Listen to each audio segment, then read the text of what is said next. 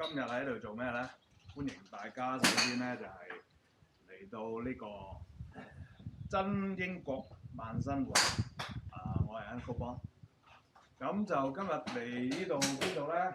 大家睇下廣闊嘅綠油油嘅草地，咁就係帶大家嚟打高爾夫球嘅。OK， 咩都唔好講住，招牌動作，飲杯先。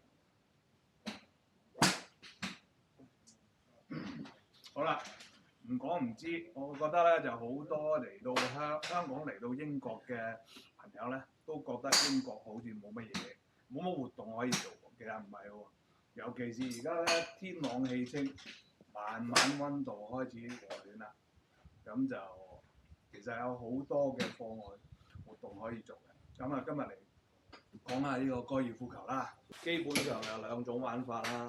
咁今日咧，我哋就嚟到 driving range， 咁初學者就一定必經之路嚟㗎啦。咁就另一種就落場啦，打到咁上下，有啲場地要求有 handicap 嘅，咁就有機會落場打9個洞、18個洞。打高爾夫球咧，英國同香港咧就天淵之別。點解咁講咧？喺香港咧打場波咧，最少都要1000蚊嚇。我離開嗰陣時，咁而家唔知幾多錢啦，又通貨膨脹又各樣嘢。咁嚟到英國咧，你估下幾多錢？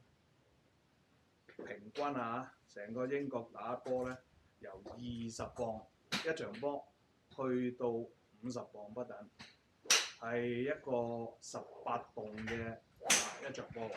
OK， 你睇下個分別。咁另外咧，英國咧就係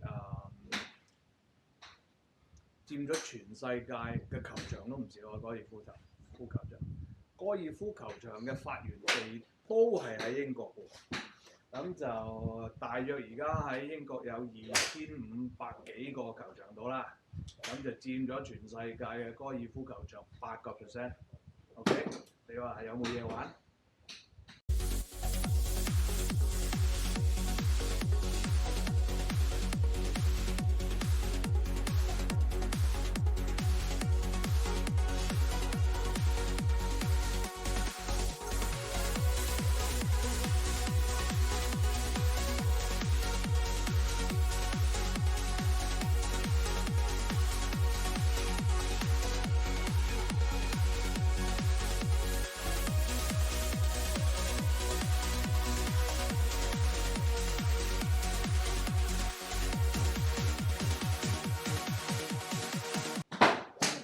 咁樣打就可以消磨你一日㗎咯喎！除咗呢個價錢之外咧，個分別咧，一個最大嘅咧就係個場地啦。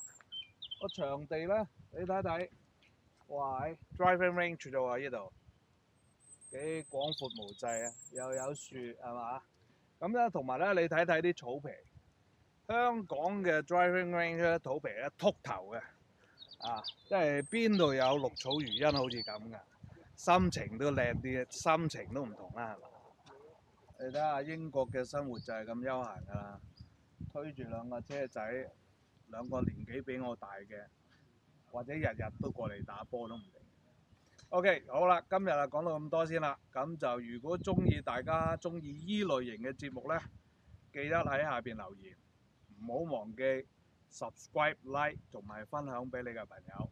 咁夏天嚟緊㗎啦，咁就好多改變嘅活動，我哋可以再介紹嘅。OK， 下次見。